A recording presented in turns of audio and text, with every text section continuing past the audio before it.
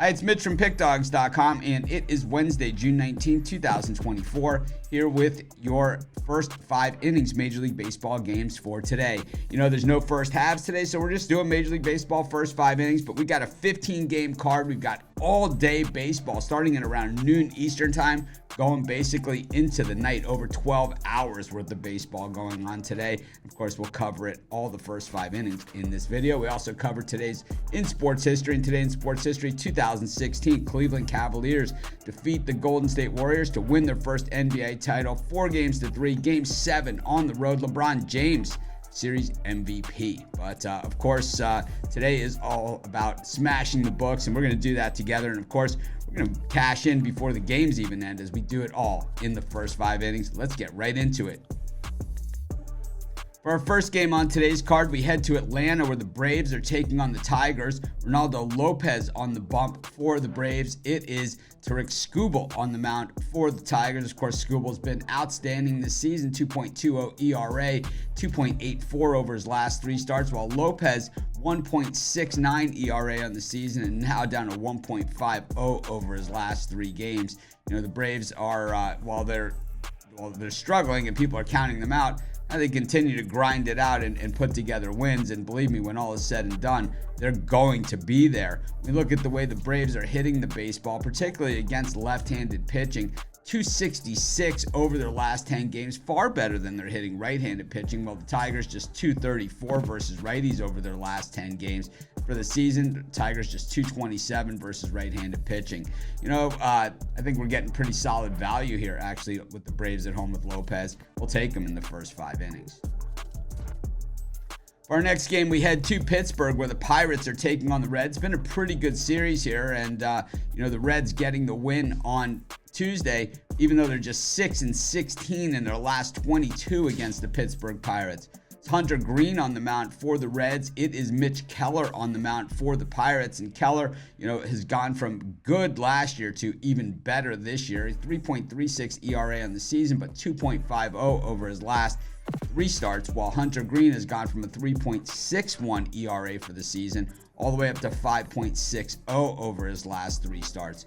We look at the way these teams are hitting the baseball, particularly against right-handed pitching, and I like to look at what they're doing recently. And the Pirates at 251 over their last 10 games, while the Reds at 222 versus righties over their last 10. You know, when we look at the season, the Reds are right in line. They're hitting 221 versus righties over the course of the season, while the Pirates improving after hitting just 224 over the course of the entire season. I just think the Pirates get the best of it today. I'll take them in the first 5. For our next game, we head to Miami, where the Marlins are taking on the St. Louis Cardinals. It's Kyle Gibson on the bump for the Cards and Yanni Chirinos on the mound for the Marlins. To be honest with you, until I saw the starting pitchers for this game, I didn't even know Chirinos was on the Marlins. He hasn't seen any action this season. Of course, we've seen him on Tampa Bay in the past. He's been pretty much bludgeoned throughout his career. But the thing is, Kyle Gibson, while he's pitching above his career numbers, we know who he is. He's got a 3.44 ERA over the season and 2.89 over his last 3 starts. Still, I believe he's setting up for a regression, because with Gibson, that is what he does. He's had one good half a season before, and that was with Texas. He got traded to Philly and got absolutely busted up. Look at the way these teams are hitting right-handed pitching, and as of late, the Cards at 241 and the Marlins are just 207 over the last 10 games. But the Marlins at 237 for the season versus righties, and the Cards right in line at 242. Gotta say, I'm not laying these kind of odds with Gibson on the road. I'm going to take the Marlins even with Chirinos. For our next game, we head to Philadelphia, where the Phillies are taking on the San Diego Padres. Matt Waldron gets the ball for the Padres, while it is Ranger Suarez on the mound for the Phillies. Suarez, of course, has been outstanding with a 1.77 ERA on the season, while Waldron checks in at 3.66. When we look at their last 3 starts, both of these guys have been off the chain, with Waldron with a 1.86 ERA and Suarez at 1.88. So if you look at the recent performances, these pitchers are about dead even, but, you know, of course, Suarez over the course of the season well, he has been outstanding. We look at the way these teams are hitting the baseball. The Padres hitting lefties at 228 over their last 10 games, just 224 for the season, while the Phillies hitting righties at 279 over their last 10, 251 for the season, and the Phillies bats overall 289 versus lefties as well. They have awoken. I'm going to take the Phillies in the first 5 of this game. For our next game, we head to Wrigley Field where the Cubs are hosting the Giants. Kyle Hendricks gets the start here for the Cubs, while the Giants have yet to name a starter at the time of shooting this video. You know, last night it was Tyler Rogers imploding for the Giants after they led most of the game. But one thing about this game that we can see right off the gate is that the Cubs are desperate for starting pitching, even willing to give Kyle Hendricks another start. Traditionally, Hendricks has been very good at home, but this year he has been absolutely terrible. 8.20 ERA on the season, 7.90 ERA over his last 3 starts. The Cubs are hitting right-handed pitching pretty well recently, 242 and 226 against lefties, while the Giants have murdered lefties at 302 over their last 10, but just 199 versus righties, even though they've hit righties at 237 over the course of the season. So the Giants are struggling versus right-handed pitching now, but they certainly have the potential to get it done. And we know against Kyle Hendricks, everyone's been getting it done. I'm going to take the Giants in the first 5. For our next game, we head to Washington where the Nationals are taking on the Diamondbacks. The Nationals failed to cross the plate on Tuesday, and I'll tell you what, they didn't even really come all that close. Today, the Nationals go with Patrick Corbin on the mound. He's up against Brandon Pfaadt for the D-backs. Both these guys have been battered this season. Pfaadt with a 4.38 ERA, ballooning to 5.19 over his last 3 starts, while Corbin, 5.84 on the season, trimming down to a 4.86 over his last 3 starts. So both these guys, I mean, there's really not a lot going on there. We look at the way the Diamondbacks have hit lefties, 333 over their last 10 games, 279 for the season. But you look at the way the Nationals have hit right-handed pitching, just 231 for the season, but 251 over their last 10 games. So we got 2 teams that are kind of peaking from that side of the plate against 2 pitchers who are absolutely defenseless. Bring a glove to the park. I'm taking the over for the first 5 innings in this one. For our next game, we head to Cleveland where the Guardians are facing the Seattle Mariners. Tanner Bibby on the mound for the Guardians and Brian Wu on the mound for the Mariners. And Wu has been absolutely outstanding when we've seen him this season. Thing is about Wu, he has been on the injured list, but he also does not go deep into games. But for first 5 innings picks, he doesn't have to. And the thing is, 1.07 ERA on the season, 1.50 over his last 3 starts, while Bibby has been even Steven, 3.94 on the season and 3.78 over his last 3 starts. So very, very consistent. Seattle has really just beaten up on Cleveland in Cleveland, 7-1 in their last 8 games in Cleveland. And when we look at the Mariners coming into this one, they're hitting right-handed pitching at 258 and the Guardians at 284 versus right-handed pitching over their last 10 games. These are teams that hit 224 for the Mariners and 236 for the Guardians over the course of the season. For me, though, while they're both hitting the baseball, I think Wu is just too tough. I'm going to take the Mariners in the first 5. For our next game, we head to Yankee Stadium in the Bronx where the Yankees are taking on the Baltimore Orioles. Battle of first and second place in the American League East. The Orioles, after Tuesday's loss, now trail the Yankees by 1 game in the loss column. Meanwhile, the Yankees send out Garrett Cole to the mound. It is his first start of the season for the Cy Young Award winner. Hey, they handled him on the injured list very well, and everyone else in this pitching staff really stepping up. The Orioles counter with Cade Povich, the lefty who has a world of potential. Got beat up in his first game, but his last outing, not too shabby. The Orioles also at 7-3 in their last 10 games against the Yankees, but just 11-25 in their last 36 in the Bronx. We look at the way these teams are hitting the baseball, and the way the Yankees are hitting lefties, 242 over their last 10 games, but just 237 for the season. The Orioles hitting righties at 276 over their last 10 games, .243 for the season. I know Cole's coming back, but I'll tell you what, I'm going to take the Orioles in the first 5. For our next game, we head to Toronto where the Blue Jays are taking on the Red Sox. Kevin Gausman on the mound for the Jays. It's Brian Bayo on the mound for the Red Sox. And, this game, if you're betting it, not for the faint of heart, as both these pitchers really high highs and really low lows. These guys can come out and pitch a gem. These guys can get absolutely slaughtered. You look at their numbers and their track record this season, it pretty much shows that. Bayo's got a 5 ERA, 7.47 over his last 3 starts. Gausman 4.08 for the season, 3.92 over his last 3 starts. When we look at the way these teams are hitting the baseball, and both of them certainly have sluggers in the lineup, the Red Sox just clobbering the ball, 270 versus righties over their last 10 games, while the Jays at 234. You go to the other side of the plate, 319 versus lefties for the Red Sox, which is crazy, and 190 for the Blue Jays. I just like the way the Red Sox are playing right now. I'm going to take the Red Sox in the first 5 of this game. For our next game, we head to Target Field in Minnesota where the Twins are taking on the Rays. It's Joe Ryan on the bump for the Twinkies. It is Taj Bradley on the mound for the Rays.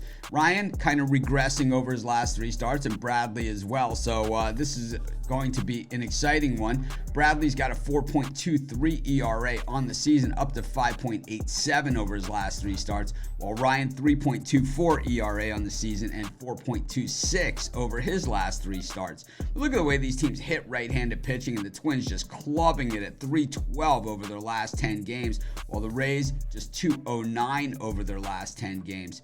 The thing is that Tampa Bay has played really well against the Twins, 6-2 in their last 8 meetings, but the Rays come in just 3-8 in their last 11 games overall. The thing is, the Twins pretty much have been getting it done at home, 21-8 in their last 29 at home. I think they get it done in the first 5 of this game as well. Take the Twins. For our next game, we head to Texas where the Mets take on the Texas Rangers. Andrew Heaney on the bump for the home team Rangers, and Minaya on the mound for the Mets. We got one team that's red hot in the Mets. We got another team that's ice cold in the Rangers. And I don't expect neither of these streaks to play out throughout the season, but it is where they are right now. Heaney has been very Heaney-like, 4.18 ERA on the season, but 3.31 over his last 3 starts, while Minaya 4.11 ERA on the season, 7.53 over his last 3 starts. So he has been getting hit. We look at the way these teams are hitting the baseball and the way that, both these guys are lefties, and the Mets are just clobbering lefties to the tune of 276, while the Rangers hitting lefties at just 155. This is over the last 10 games. And you look at, for the season, the Mets 254 versus left-handed pitching, while the Rangers at 237. The Rangers are banged up, but I don't like the way Minaya has been pitching. I think the Rangers grab the win in this one and stop the bleeding. For our next game, we head to the south side where the Chicago White Sox are taking on the Houston Astros. Garrett Crochet on the bump for the Pale Hose, while it is Hunter Brown on the mound for the Stros. Hunter Brown had that horrible start to the season, 5.00 ERA overall, but 1.42 over his last 3 starts, while Crochet 3.16 for the season, 1.42 over his last 3 starts. Of course, Crochet the lefty, so the Astros versus left-handed pitching, 261 over the last 10 games, while the White Sox hitting righties at just 217 over their last 10 games. Look at for the season, the Astros very consistent. They're 254 versus lefties to just 215 versus righties for the season versus right-handed pitching. The White Sox are now at 20 wins for the season, but they're still 19-43 in their last 62 at home. I love the way Crochet has been pitching this season, but Hunter Brown is kind of some pretty solid value here. I'm going to take the Astros after getting blanked on Tuesday for the first 5 innings. For our next game, we head to Coors Field in Colorado where the Rockies are taking on the Dodgers. Ryan Feltner on the bump for the hometown Rockies, while it's Bobby Miller on the mound here for the Dodgers. Both these pitchers have been absolutely hammered this season, with Feltner 5.71 ERA on the season, 6.61 over his last 3 starts, while Miller has only had 3 starts and 5.40 ERA over that span. The Dodgers have absolutely owned the Rockies in Colorado, and we've seen that in this series as well, but these have been some high-scoring games. The The Dodgers 65-25 the last 90 times these teams have played against one another. When you look at the way these teams are hitting right-handed pitching, well, the Dodgers 273 over their last 10 games. Those bats are awake. Meanwhile, the Rockies 269 versus righties over their last 10 games. And, they haven't been at home for all of those either. The thing is that, I really like the way the Rockies play at home generally. It hasn't been great this season or last season, but I think neither of these pitchers are any good. I'll just roll with the over in the Rockies-Dodgers. For our next game, we head to Anaheim, where the Angels are taking on the Brewers. It's Tyler Anderson on the bump for the Angels and Freddie Peralta on the mound for the Brewers.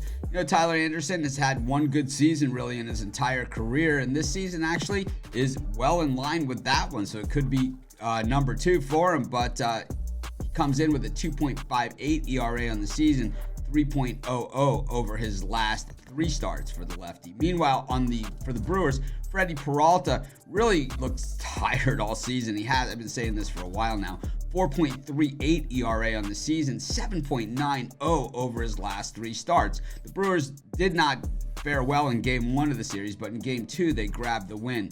We look at the way these teams are hitting. The Brewers just 211 versus left-handed pitching, while the Angels 264 versus righties. And the Brewers have not followed through on these wins recently at all. And I think, in this spot, I just don't love the way they're playing. I'm going to take the Angels first 5, and that'll be my pick for this game.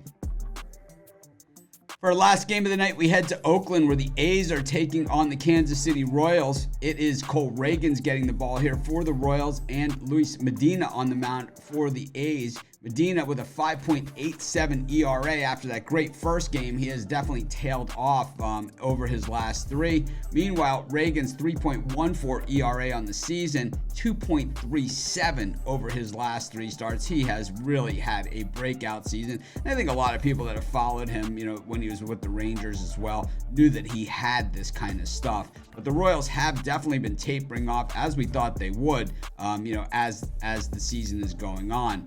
Look at the way these teams are hitting the baseball. The A's, versus right-handed pitching at 228 over their last 10 games. While the Royals, they have been, like I said, really tapering off. 214 batting average versus righties over their last 10 games, down from 240 for the season. I think in this one, the A's just have not followed through on wins. I'll take the Royals at the lousy price.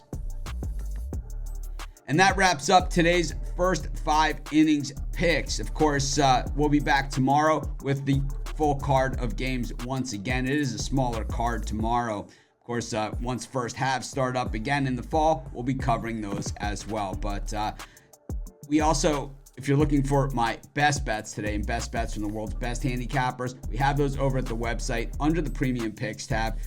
We've got a link in the description, and of course, use the discount code PICK for 15% off. We also have PickDawgz merch, like the shirt I'm wearing, the hat I'm wearing, and the other gear that you see us wearing, plus even more than that. Click on the merch tab. I also have a link in the description. It's not the cheapest merch on the planet. We have no margin in there as far as profits on this stuff. It's just high quality stuff. So by all means, check it out if you're interested. But of course, we'll see you tomorrow.